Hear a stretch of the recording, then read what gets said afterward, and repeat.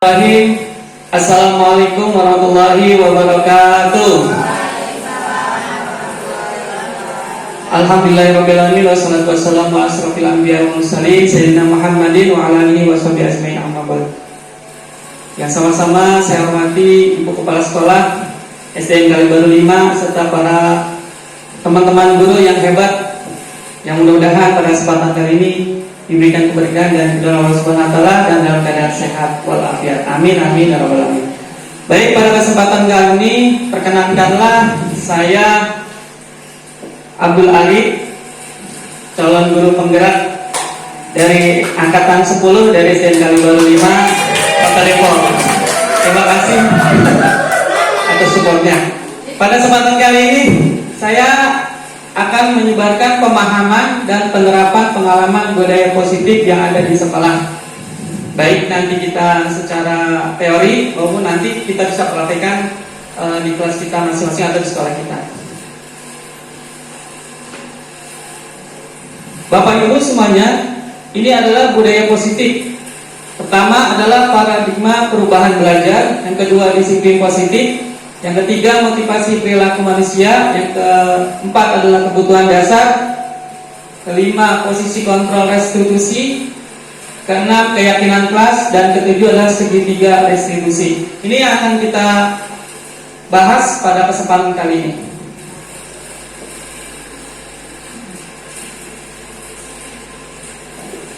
Yang pertama adalah perubahan paradigma belajar. Karena kita membuka tentang belajar kita biar berpusat kepada siswa. Yang pertama di sini adalah bila kita ingin membuat kemajuan perlahan, sedikit-sedikit ubahlah sikap atau perilaku Anda. Namun bila kita ingin memperbaiki cara-cara utama kita, maka kita perlu mengubah kerangka acuan kita. Ubahlah bagaimana Anda melihat dunia, bagaimana Anda berpikir tentang manusia. Ubahlah paradigma Anda, skema pemahaman dan penjelasan aspek-aspek tertentu tentang realitas. Bapak Ibu, ada yang bertanggapan nggak tentang tulisan ini? Memberikan tanggapan tentang tulisan ini, bahwa perubahan paradigma belajar.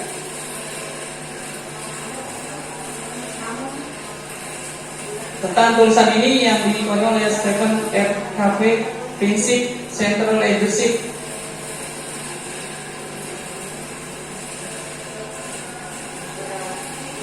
Silakan siapa? Butias ya boleh.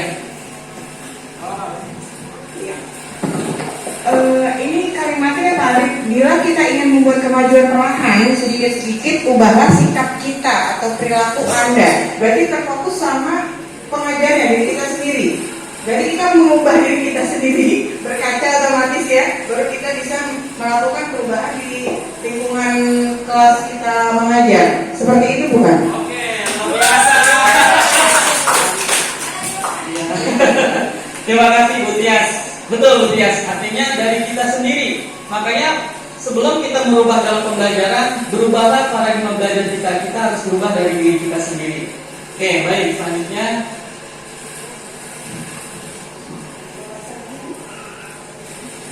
perubahan paradigma belajar adalah pembelajaran yang dirancang untuk menciptakan pembelajaran berdiferensiasi, sehingga murid dapat berkembang sesuai dengan kebutuhan yang akan mewujudkan profil pelajar Pancasila.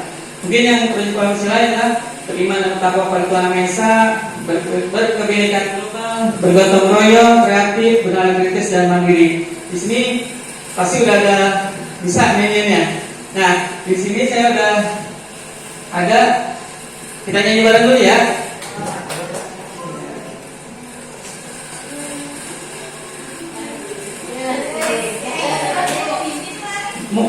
Musik boleh sini. Iya sini, gak apa-apa.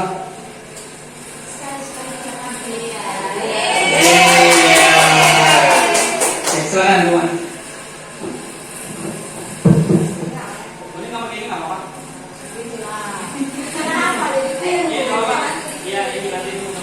Belajar Pancasila, beriman dan bertakwa ada Tuhan Yang Esa dan kelak mulia. Berkebinekaan global,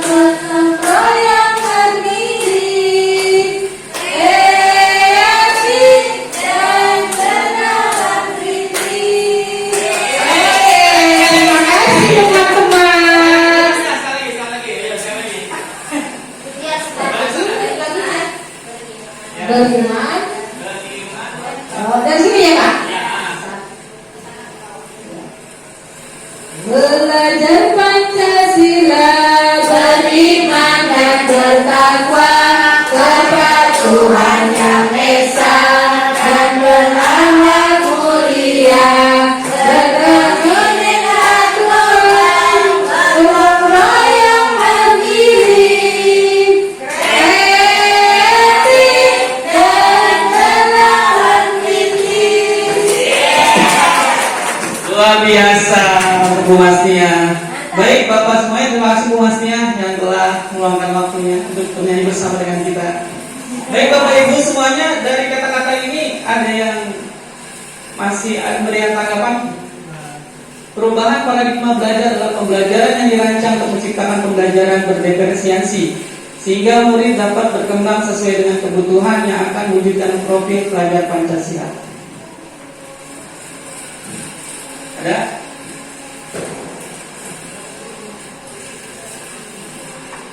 Ada Bapak Ibu?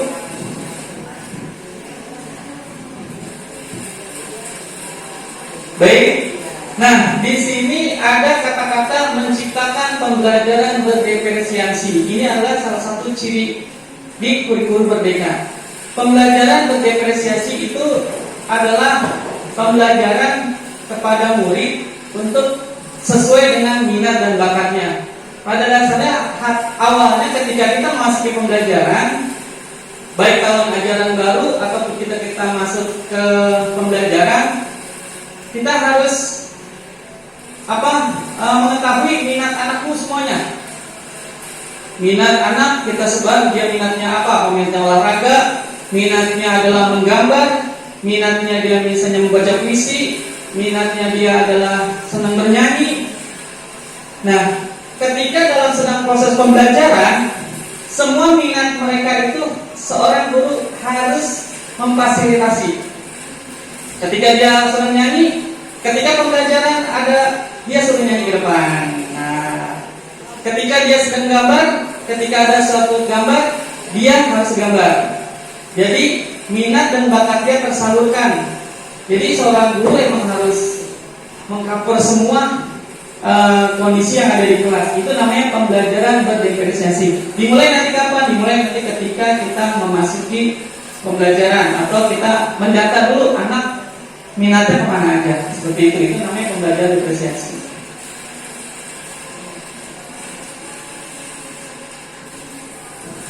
Nah, menurut Ki Hajar Dewantara, pembelajaran berpusat pada murid dan disesuaikan dengan kodrat alam dan kodrat zaman. Di sini ada kata kodrat alam dan kodrat zaman. Kodrat alam itu adalah kebiasaan yang ada di masyarakat. Tidak mungkin kota Depok ini disamakan dengan daerah yang ada di Kalimantan. Tidak sesuai artinya, tidak akan sama. Nah, makanya di sini menurut Ki Dewantara, kita melakukan pembelajaran itu harus sesuai dengan kondisi alam, kondisi kebiasaan yang ada di kita. Di kota Depok ya penduduk, berarti kita harus mencirikan khas kota Depok. Ketika kita guru di Kalimantan, kondisi di Kalimantan seperti itu. Terus yang kedua adalah kodrat zaman. Nah, di sini kodrat zaman ini harus sesuai dengan perkembangan zaman. Ya, harus sesuai dengan perkembangan zaman. Ketika sekarang perkembangan zaman kita memakai laptop, seorang guru yang harus siap menggunakan laptop atau media ilmu dan teknologi. Seperti itu menurut Ki Hajar Dewantara. Ki Hajar Dewantara ini ternyata pemikirannya sudah sampai jauh ke depan untuk mengimplementasikan pembelajaran untuk ke depannya. Yang selanjutnya, guru sebagai penuntun dalam membimbing dan mengarahkan murid untuk berkembang sesuai dengan minat dan bakatnya. Yang tadi pembelajaran berdiferensiasi. Yang selanjutnya adalah guru memfasilitasi, membantu anak untuk menebalkan garis samar-samar agar dapat memperbaiki lakunya untuk menjadi manusia seutuhnya. Jadi anak bukan kertas kosong yang bisa digambar sesuai dengan keinginan orang dewasa. Menurut Ki Hajar Dewantara, Bu, Bapak, ternyata tugas seorang guru itu hanya menuntun, mendampingi, bukannya kita malah membentuk. Ternyata menurut Ki Hajar Dewantara itu adalah murid itu sebenarnya bukannya kertas kosong. Ternyata dia sudah ada garis-garisnya. Garisnya itu adalah minat dan bakatnya. Nah, seorang guru itu yang menebalkannya gitu. Menebalkan atau mengarahkan. Anak udah minatnya adalah menggambar. Berarti seorang guru ya harus mengarahkan anak itu untuk menggambar. Jangan anak suka menggambar tapi kita suruh untuk pembelajaran musik, dia nggak akan nyambung. Makanya di sini seorang guru tugasnya itu adalah memfasilitasi, membantu atau menuntun ketika anak sedang belajar. anak itu ternyata bukannya kertas kosong. Kalau kertas kosong, terserah nih guru mau kemana aja kan gitu ya. Ternyata bukan. Ternyata seorang murid atau seorang siswa itu adalah sudah mempunyai sketsa atau sama-sama garisnya. Yang menebalkan siapa? Gurunya. Anak ini mau diarahkan kemana? Tinggal anak lah yang mengarahkan dia sendiri, dan guru lah yang mendampingi dan membimbingnya. Itu disebut dengan pembelajaran kurikulum merdeka, atau yang siswa atau murid yang merdeka belajar. Seperti itu.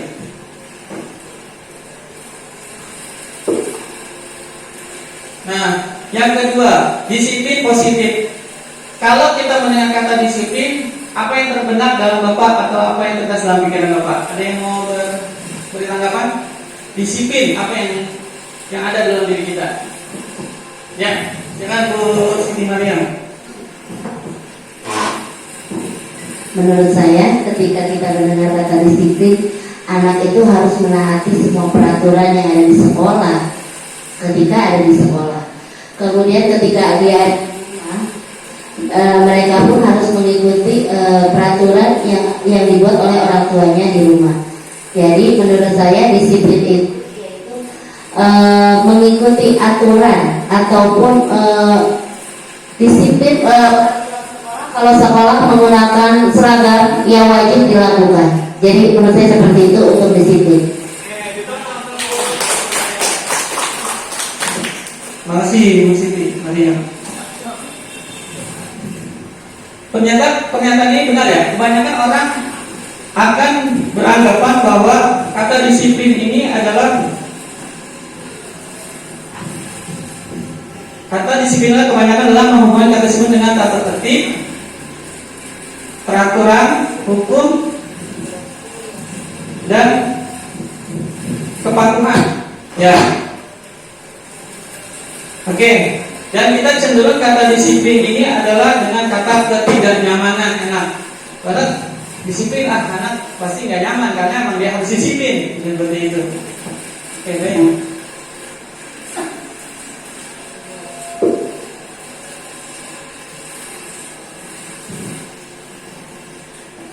Ya. Jadi kalau kata Bu Siti Mariam bahwa disiplin itu berkaitan dengan peraturan, tentang tata tertib, tentang hukuman tadi, ya, oke. Ternyata di sini kata Ki Haji Dewantara seperti ini. Bapak pendidikan kita Ki Haji Dewantara menyatakan bahwa di mana ada kemerdekaan, disitulah harus ada disiplin yang kuat. Sungguh pun di sini disiplin itu bersifat self disiplin atau disiplin diri sendiri, yaitu kita sendiri yang mewajibkan kita dengan sekeras-kerasnya, tetapi itu sama saja. Sebab jikalau kita tidak cakap melakukan self disiplin, wajiblah penguasa lain mendisiplinkan diri kita. Dan peraturan demikian itulah harus ada di dalam suasana mereka. Ternyata menurut Ki Haji Dewantara itu sebelum kita melakukan disiplin, ternyata disiplinnya ada dalam diri kita dulu. Ya. Nah, setelah kita nggak bisa mengendalikan kita bisa disiplin, baru orang lain adanya peraturan yang ada seperti itu. Menurut Ki Haji Dewan. Jadi kita paradigma kita udah berubah nih ya, bahwa semuanya berada di mana pada dasarnya diri kita sendiri.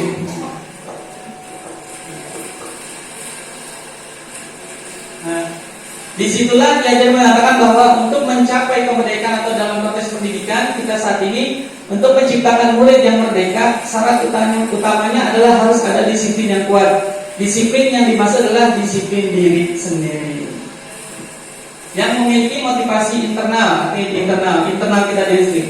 Jika kita tidak memiliki motivasi internal, maka kita memerlukan pihak lain untuk mendisiplinkan kita, atau memotivasi eksternal, karena berasal dari luar bukan dari dalam diri kita sendiri. Jadi ketika kita tidak bisa mendisiplinkan diri kita sendiri, kita harus perlu bantuan orang lain. Artinya harus dengan adanya peraturan.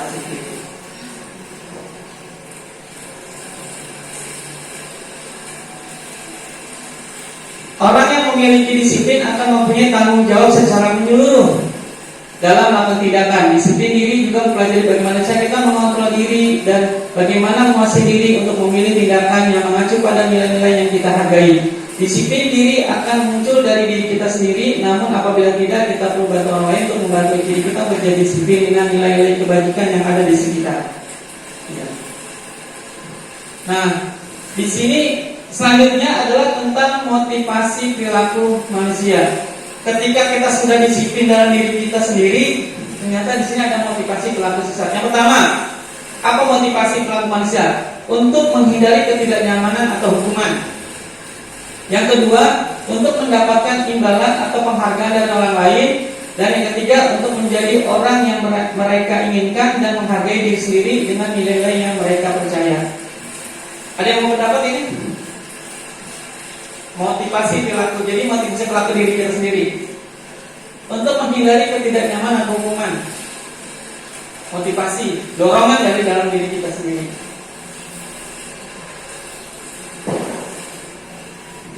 Ada? Biasanya kita kalau motivasi berkaitan yang nomor dua aja, untuk mendapatkan imbalan atau penghargaan dari orang lain. Ya, biasanya itu, saya ingin berprestasi, nanti ntar saya dapat penghargaan dari dia, gitu. Kasih. Atau bisa kita sering aktif di sekolah, pengen dilihat oleh kepala sekolah. Jadi dapat bagus bu kerjanya, bagus pak kerjaannya. Nah, biasanya reward itu. Nah, disinilah yang berada di antara 1, 2, dan 3. Oke. Baik ya.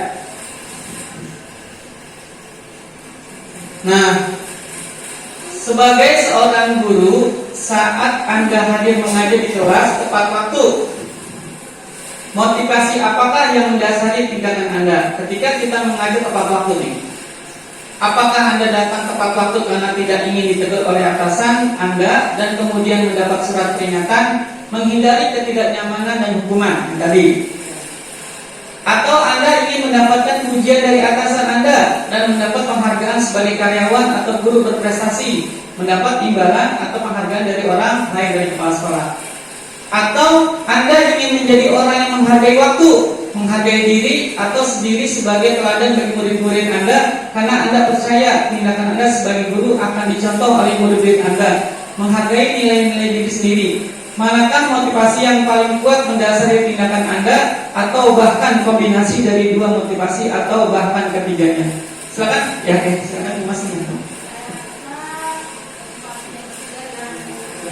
Pribadi saya itu mungkin menghargai nilai-nilai diri sendiri. Untuk diri saya itu menurut pendapat saya seperti itu Pak Ali. Tumasnya berarti menghargai diri sendiri, berarti datang dari diri sendiri ya, hadir tepat waktu. Ada lagi Bapak Ibu? Ada yang mau? Sekarang Bu Asmani.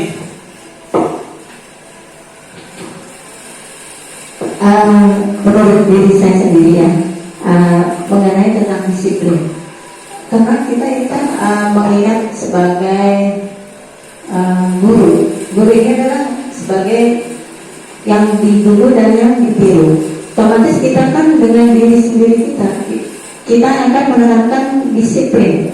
Dari disiplin itu kita akan menumbuhkan kepada atau siswa kita.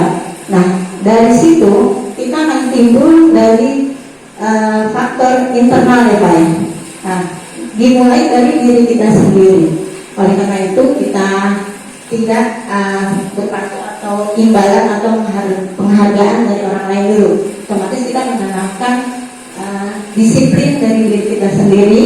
Nah, nanti itu untuk mendapat imbalan atau penghargaan itu akan mengikuti dengan adanya sendiri gitu ya, dengan jalan sendiri. Itu menurut saya Pak. Terima kasih.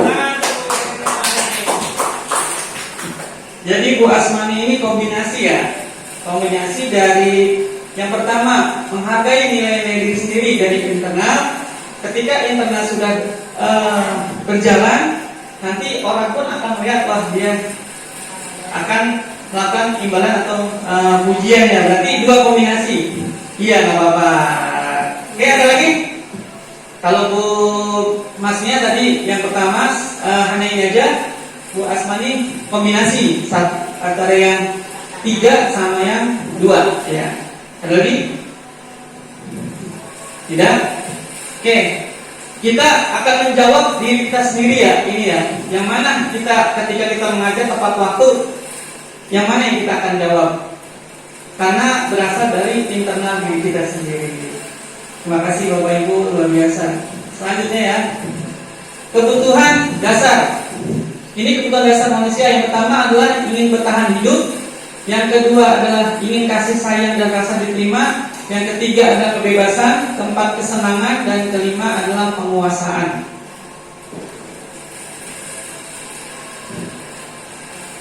Satu, bertahan hidup berkaitan dengan fisiologi seperti rumah, makan, rasa aman, dan minum atau biologis. Yang kedua, merasa diterima berkaitan dengan berhubungan dengan orang lain. Kebebasan, kebutuhan membuat pilihan dan bertanggung jawab, memberikan kesempatan untuk mencoba hal baru, belajar berdiferensiasi. Yang keempat, kesenangan, fun, merasa senang berada di kelas, murid ingin menikmati apa yang dilakukan. Yang kelima, penguasaan, murid merasa punya kompeten, memiliki dampak dan pengaruh, memberikan kesempatan untuk mengambil keputusan. Mereka merasa kecewa apabila mereka melakukan kesalahan, bila murid berperilaku buruk atau melanggar peraturan sehingga tindakannya tidak sesuai dengan nilai-nilai kebajikan, maka guru harus mencari tahu alasan dasar tindakan tersebut dan kebutuhan apa yang belum terpenuhi. Dari kebutuhan manusia ini, nah, ketika ada kasus di kelas, anak misalnya kita sedang ngajar, anak main kapal-kapalan, terbangin, bus, otomatis guru akan tidak nyaman karena ada siswa yang bermain dan suasana pun akan menjadi tidak kondusif. Nah, mungkin saya minta tanggapan dari kasus itu berkaitan dengan kebutuhan siswa yang di sini, kebutuhan perilaku manusia atau kebutuhan yang kita lakukan ada di siswa.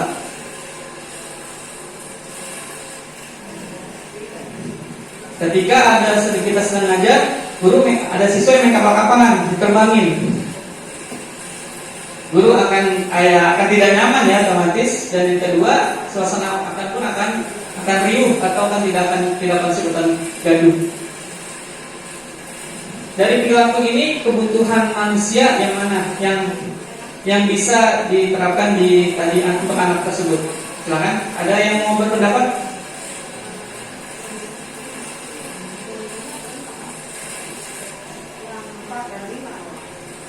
Silakan, siapa? Bapak apa? Ya, oke, Bu Tia sekarang. Kalau menurut saya itu bisa di 4 dan 5 ya Pak, karena kesenangan. Jadi kan katanya kurikulum merdeka ya. Jadi kita tidak boleh membatasi apa yang anak-anak ini lakukan. Tapi mungkin dia caranya salah. Kenapa dia harus melakukan itu di saat jam belajar gitu kan? Mungkin tujuan dia ingin kesenangan dia, ya kan, merasa di kelas. Tapi caranya dia salah. Kalau dia tuh bakal mengganggu teman-teman dan gurunya.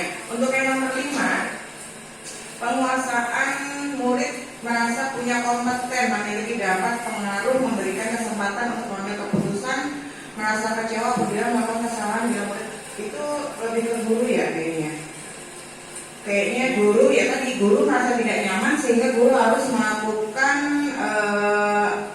harus melakukan teguran atau punishment ya kepada murid tersebut karena apa yang dia lakukan di kelas itu tidak baik. Kalau saya seperti itu Pak. Terima kasih. Terima kasih. Kita Teputias.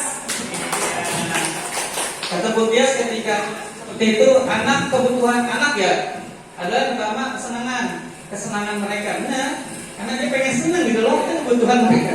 Kedua, penguasaan murid. Tadi berkaitan dengan guru tidak merasa nyaman. Oke, ada lagi Bapak Ibu yang sama atau beda? Silakan. Oke, silakan Bu Winarsi. Kalau menurut saya itu nomor 2, merasa diterima. Anak itu mungkin di dalam kelas itu memang diterima di dalam kelas, cuman dia pengen menunjukkan dirinya gitu. itu berhubungan dengan orang lain. Jadi dia pengen membuat sesuatu, tetapi biar orang lain itu memperhatikan dia bahwa saya itu ada di sini loh, gitu. Ada di dalamnya, belajar sama mereka. Kadang kan anak mencari perhatian ke gurunya atau perhatian ke teman-teman yang belajar di kelas itu, gitu. Itu aja Pak kayaknya. Ya Bu, artinya ketika dia pengen merasa diterima, artinya cari perhatian, maksudnya gitu ya Bu, cari perhatian sehingga dia pengen merasa diterima bahwa keberadaan dia ada di kelas itu. Iya. Ada lagi, Bapak Ibu, yang mau berpendapat? Oke, Bu Asmani. Kalau menurut saya dilihat dari susunan dari nomor 1 sampai 5 ini, yaitu nomor 3 Pak, yaitu kebebasan atau kebutuhan membuat pilihan dan bertanggung jawab, memberikan kesempatan untuk mencoba hal-hal baru, pembelajaran berdiferensiasi. Karena berkaitan dengan kurikulum merdeka tadi yang telah Bapak arahkan itu, kita mengajar itu berdiferensiasi kan ya Pak.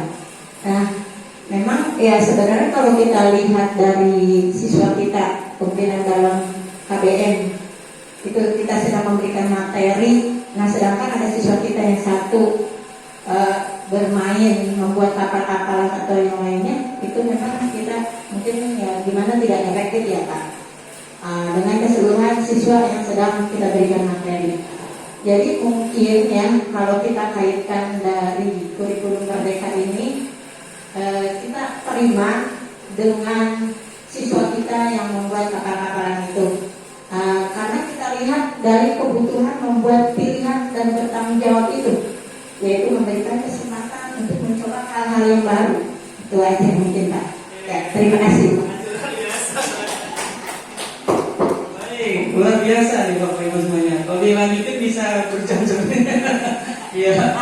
Pada intinya semuanya sama. Di sini tidak ada kata yang salah. Semuanya punya pendapat masing-masing. Ya. Kalau kita gabungin semua, bisa juga ada kemungkinan tentang pembelajaran tadi. Oke, kita lanjut ya, Bapak Ibu. Nah, di sini posisi kontrol restitusi. Ada posisi kontrol, ada 5. Penghukum, pembuat merasa bersalah, teman, pemantau atau monitor, dan manajer. Kita posisinya ada di mana? Nah, setelah Bapak Ibu melihat video ini ya, nanti saya tampilkan video. Ada di sini kan?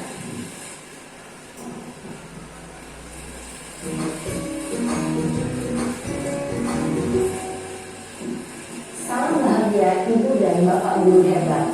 Dalam penerapan disiplin positif restitusi, salah satu program yang dikembangkan adalah 5 posisi kontrol.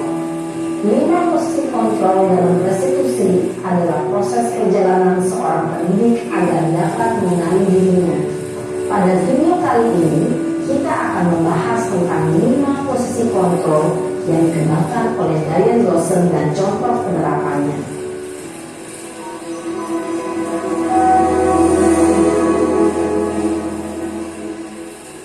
5 posisi kontrol itu adalah 1. Posisi penghukum, 2. Posisi pembuat merasa bersalah, 3.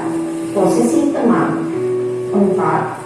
Posisi pemantau atau monitor, dan 5. Posisi manajer.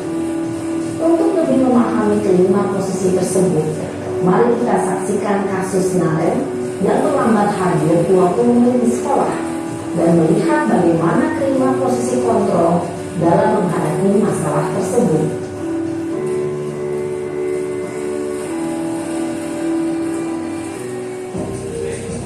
Bapak ini posisi penghukum ya.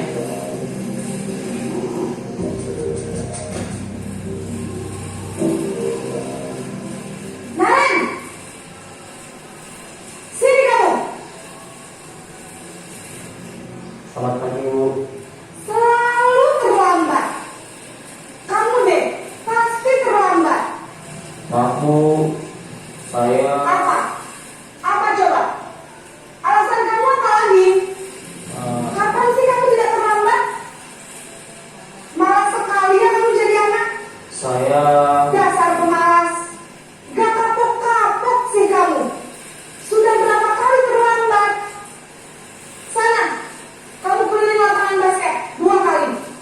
Kenapa saya harus ke lapangan basket, Bu? Kenapa? Kamu melarang ibu? Berani-beraninya jawab. Sudah terlambat, masih berani jawab nggak?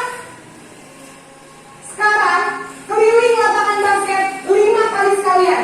Biar kapok. Cepat. Pergi sana ke lapangan basket.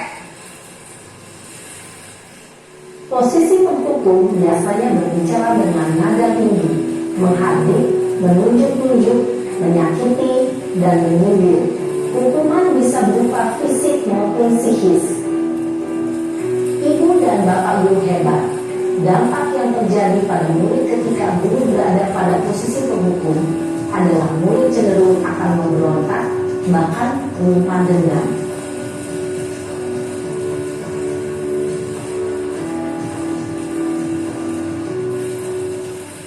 Kedua adalah membuat masalah ya, merasa bersalah.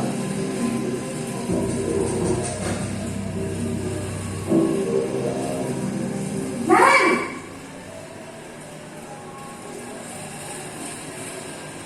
Selamat pagi, Bu. Naren! Kamu kenapa terlambat lagi, nak? Ya Tuhan, Naren. Kamu senang ya bikin ibu susah ya? Kalau kamu terlambat lagi, nanti ibu yang ditegur bapak kepala sekolah, nak. Disangka ibu tidak bisa membina kamu. Duh, gimana ini? Maaf, Bu. Duh, Gusti Naren. Kamu suka ya kalau ibu ditegur bapak kepala sekolah? Terus, sekarang ibu harus tulis apa ini di buku absen? Ini kamu sudah sering terlambat loh. Ibu harus apa coba? Maaf, Bu. Maaf sekali. Ya sudah, lain kali jangan bikin ibu susah lagi ya nak ya. Ibu tidak akan kuat lagi kalau kamu begini terus. Bisa jantungan kalau ibu ditegur bapak kepala sekolah.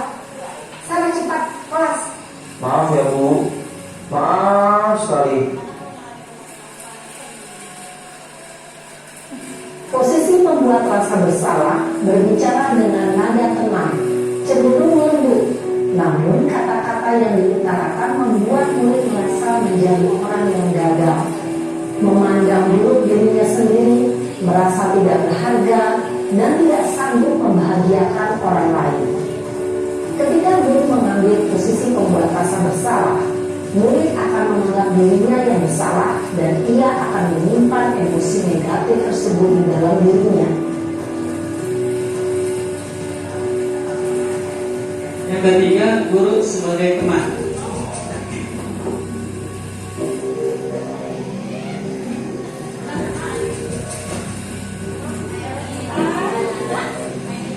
Naren!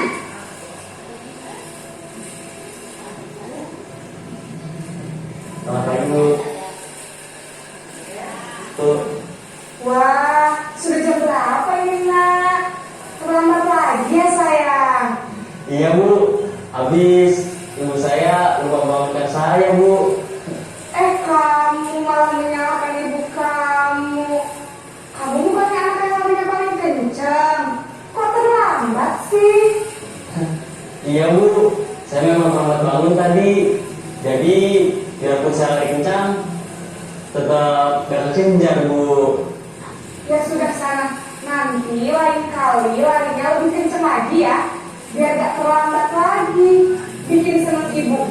Demi ibu. Bisa kan? Bisa, Bu. Ya sudah ke sana masuk kelas. Ibu beresin urusan absen kamu. Kamu ini ada saja. Dalam posisi teman, guru berbicara dengan nada suara ramah, akrab, cenderung bersenda di pulau untuk menjaga suasana tetap santai. Murid akan merasa senang, aman, dan akrab dengan guru. Identitas yang tercipta adalah identitas sukses atau berhasil. Namun, perlu diingat, karena ini masih dorongan eksternal, maka ada faktor ketergantungan dari murid kepada orang tertentu. Di sini, guru absennya, sehingga di lain waktu, murid bisa berperilaku baik, namun hanya kepada orang-orang tertentu saja. Baik, posisi keempat adalah posisi pemantau atau monitor sebagai guru.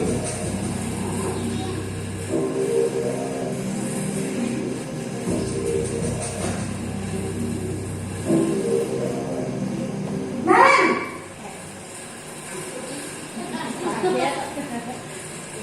Selamat pagi Bu. Naren, apa peraturan sekolah kita tentang jam berapa kita harus masuk sekolah, Nak? Kita harus di sekolah jam 7 Bu. Iya betul, sekarang sudah jam 7.20. Naren sudah tahu konsekuensinya jika terlambat hadir. Paham Bu, saya harus tinggal kelas pas jam istirahat selama 20 menit. Iya benar, konsekuensinya demikian. Jadi nanti jam 9.30 pas istirahat, kamu harus tinggal di kelas, kerjakan tugas tambahan untuk ketertinggalan kamu, ya? Baik Bu. Posisi pemantau mengandalkan penghitungan atau data untuk mengontrol murid. Guru mengarahkan murid berdasarkan peraturan dan konsekuensi.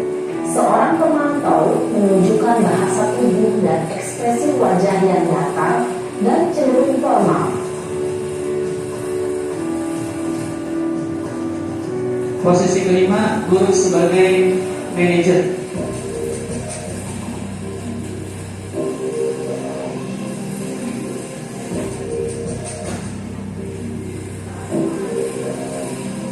Naren,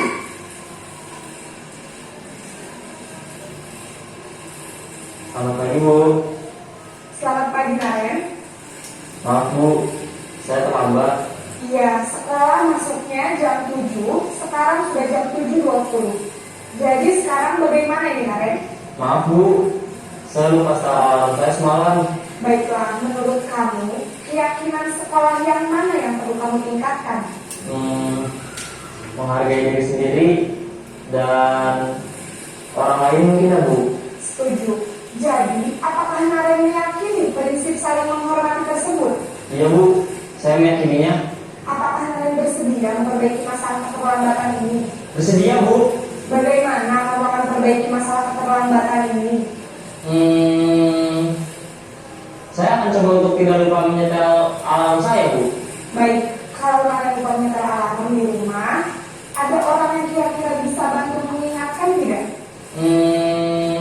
Ada Bu, kakak saya, Kak Emma. Ada lagi selain Kak Emma?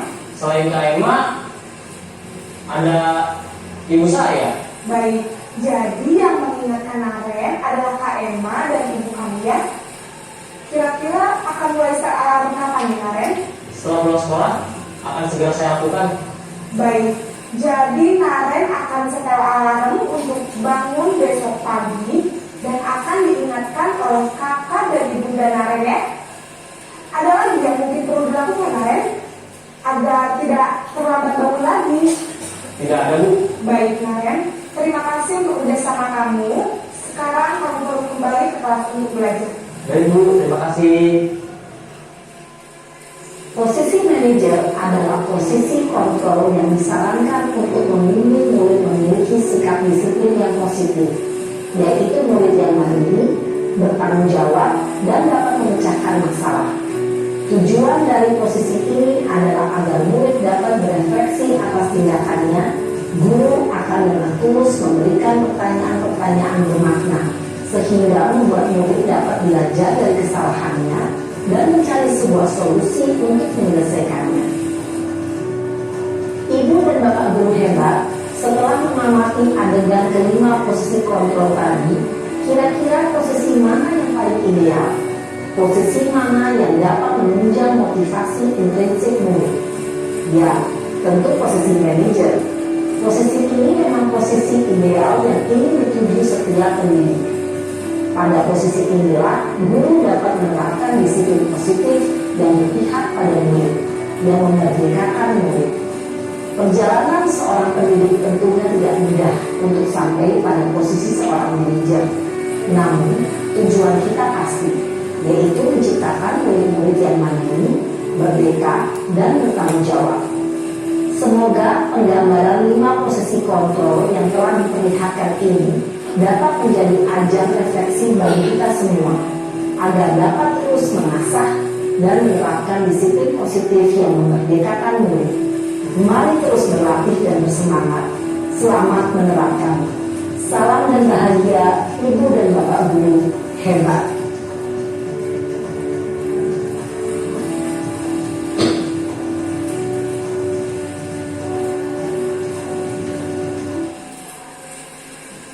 Baik Bapak Ibu semuanya, ada yang mau memberikan tanggapan tadi video itu? Awalnya kita posisi di mana?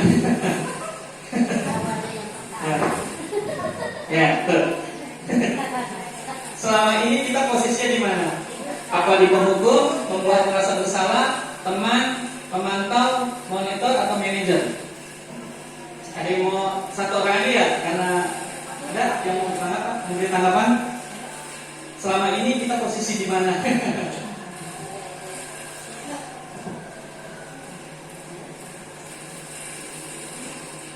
Ada?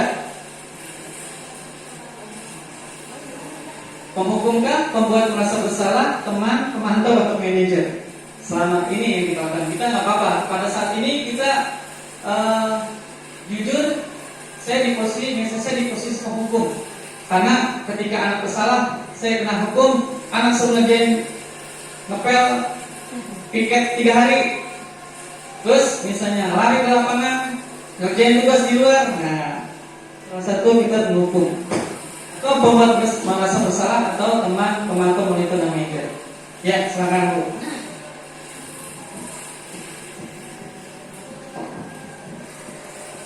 Kebiasaan kita, tapi tujuannya biasanya ambil penghukum ya.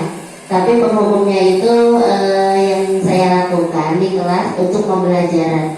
Misalnya anak itu saya kasih hukuman yaitu dengan menulis tegak bersambung. Kalau saya ya, ketika anak itu mengganggu temannya ataupun dia datang terlambat. Kemudian kalau saya kasih soal dengan 2 pertanyaan, itu jenis hukuman ya yang kita ambil. Tapi alhamdulillah sekarang ada beberapa poin ternyata dari ini tidak hanya kita menggunakan penghukuman, ada yang membuat merasa bersalah, teman, pemantau, monitor, manajer. Tapi saya lebih ke manajer sekarang ya.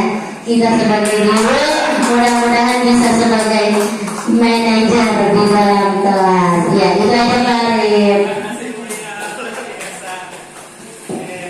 Alhamdulillah. Kita semuanya berpikiran yang positif nih, ya, karena kita berbudaya positif. Jadi Bapak Ibu semuanya dari 5 faktor ini memang yang sering kita banyakkan adalah penghukum, pembatasan teman, dan mudah-mudahan kita selanjutnya membuat kita menjadi posisi yang manajer yang baik ideal. Bagaimana caranya Bu? Nah di sini Bu kita.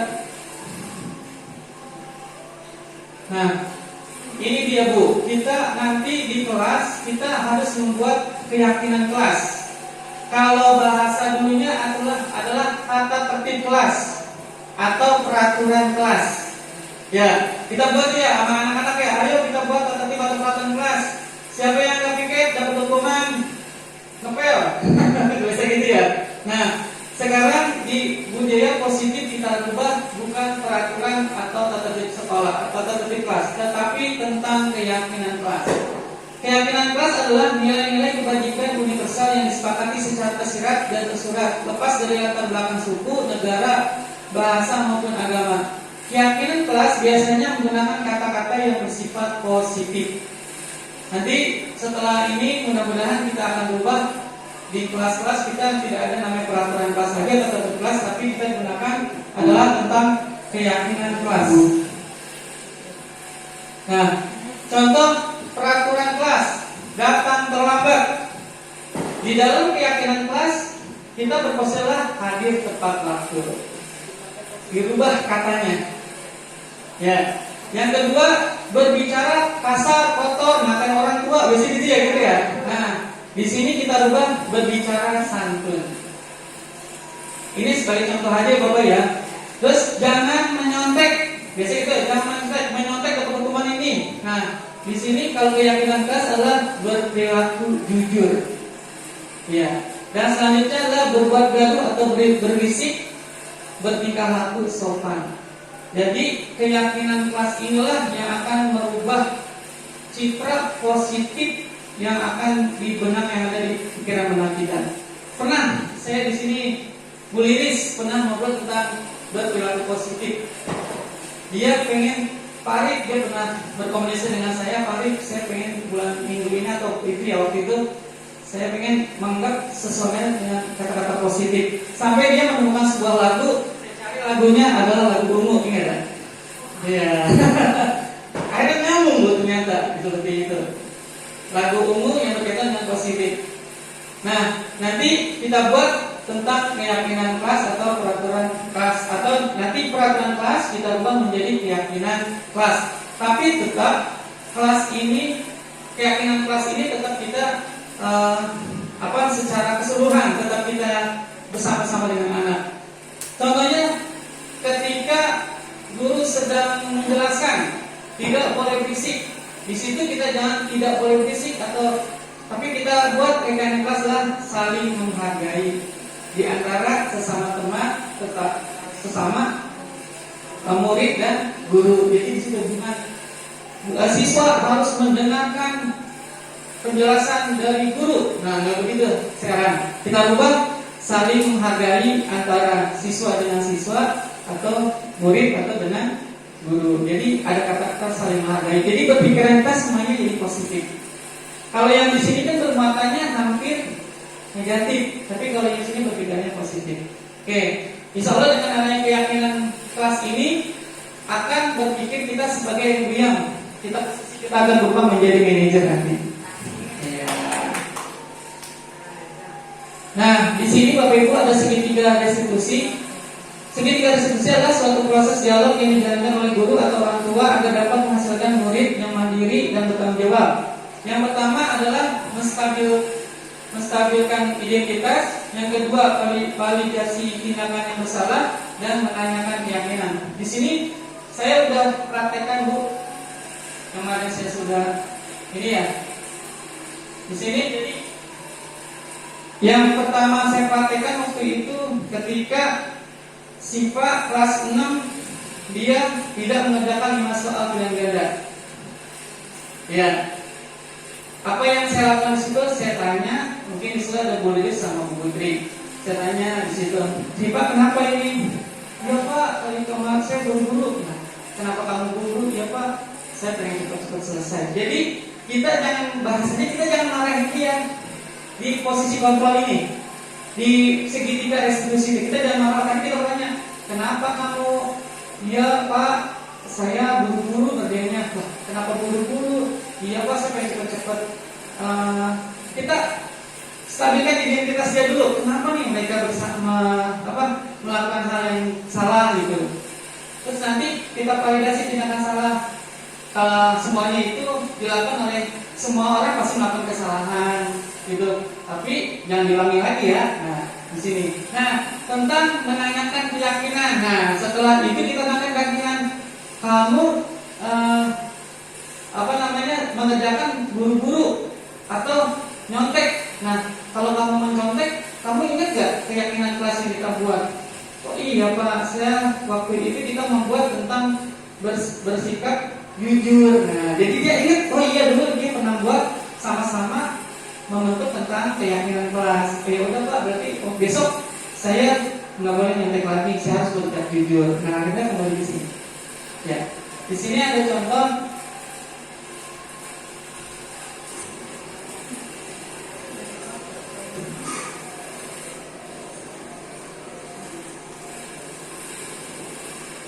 Selamat pagi anak. Anak tahu mengapa Bapak panggil. Bapak mendapat laporan dari teman-teman kamu. Bapak mengambil ketika Bapak tidak masuk kelas, kamu mengucapkan tugas rahasia. Nah, kira-kira Anda tahu tidak sebelumnya menstabilkan identitas saya? Menurut Anda bagaimana? Akibatnya kalau kelas itu terkemasi. Setiap orang pasti melakukan kesalahan dan itu manusia. Nah, kita validasi dengan kesalahan, tetapi Bapak ini anak tidak melakukan kesalahan dia. Anak pasti mempunyai alasan mengapa anak mendapat tugas kasih. Kalau sebenarnya pasti jawaban saya jawaban yang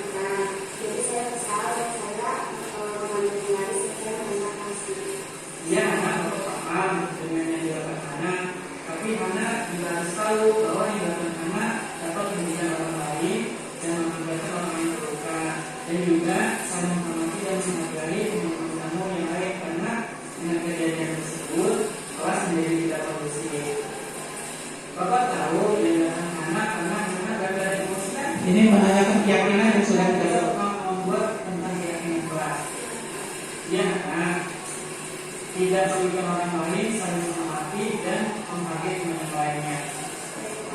Apa yang dilakukan anak itu tidak sesuai dengan keyakinan kelas kan?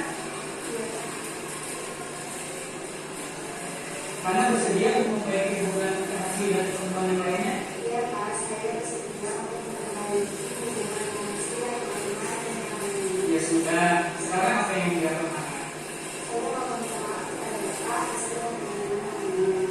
Lalu sana ya udah anak sama ke kelas ya. Baik Pak, makasih.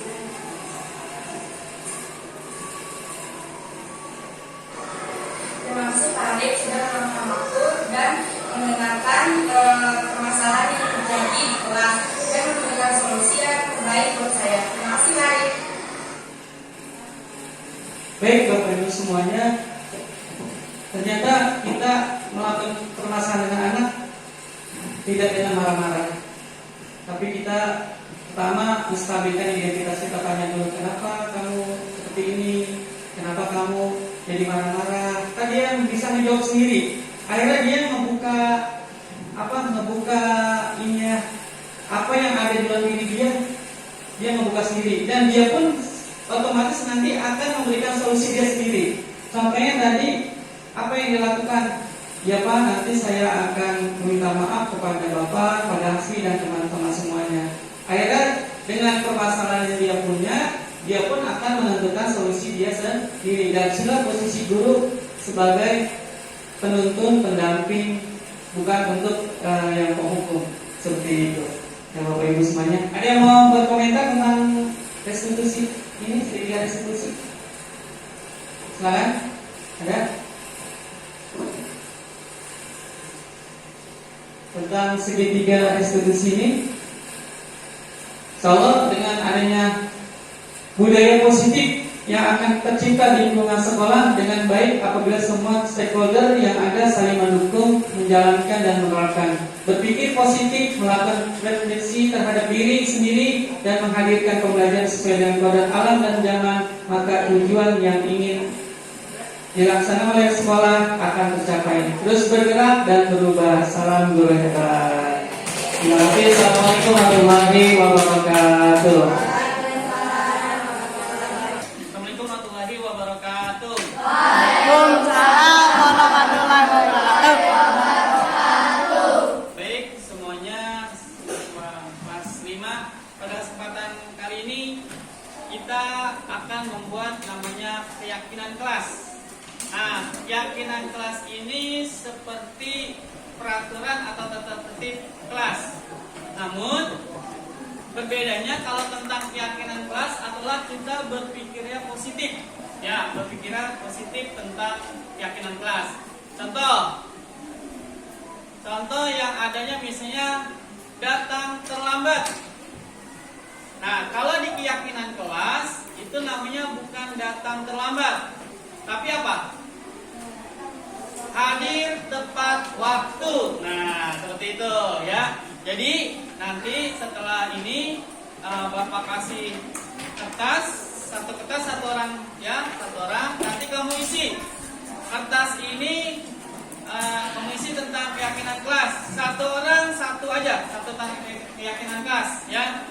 Nanti setelah itu nanti baru kita kumpulkan, nanti kita seleksi mana yang untuk dijadikan keyakinan. Ketika nanti ada yang sama, berarti kita akan samakan dan kita nanti akan pilih mana yang menjadi peraturan kelas yang tidak sama. Ya, baik, bisa kita mulai? Bisa. Oke, makasih ya. Ayo kita mulai.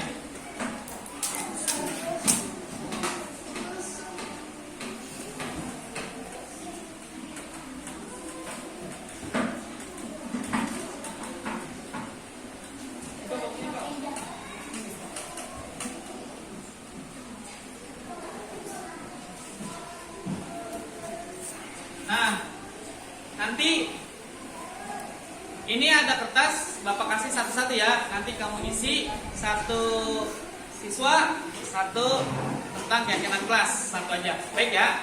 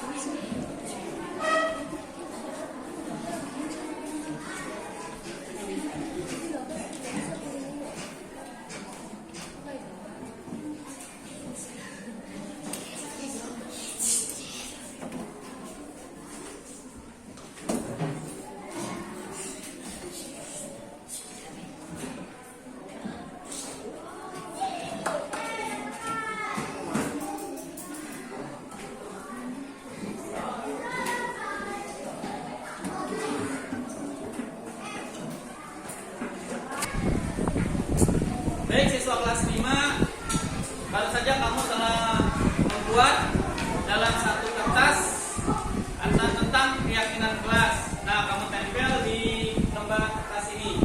Nah, di sini kan banyak ya tentang keyakinan kelas. Tapi di sini akan Bapak pilih yang berkaitan dengan keyakinan kelas. Nanti kalau ada yang sama, kita jadi satu aja, dan nanti kalau yang tidak sama, kita jadikan keyakinan kelas. Ya.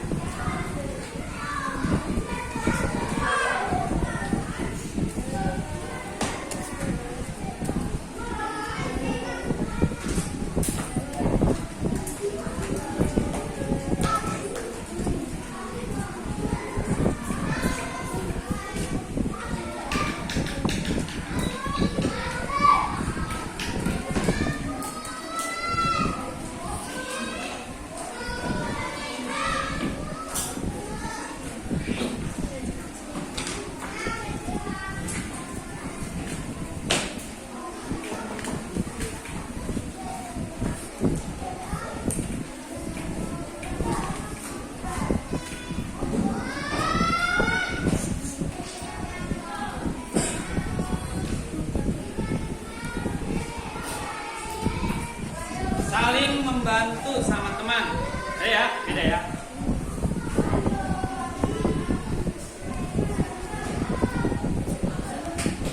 Saling membantu sesama sama lain, sama ya. Berbicara dengan sopan, beda.